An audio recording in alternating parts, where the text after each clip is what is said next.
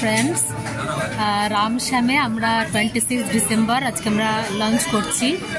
Family সবাই এসেছি, আগেই বলেছিলাম, মা, বাবা, দাদা, বৌদি, দুই ভাইজি, আর এদিকে আমি আছি ক্যামেরা ধরে উল্টো দিকে।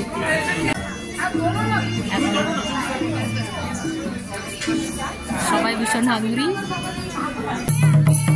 সোনাঝুরির হাট, সেখানে এখন আঞ্চলিক নাচ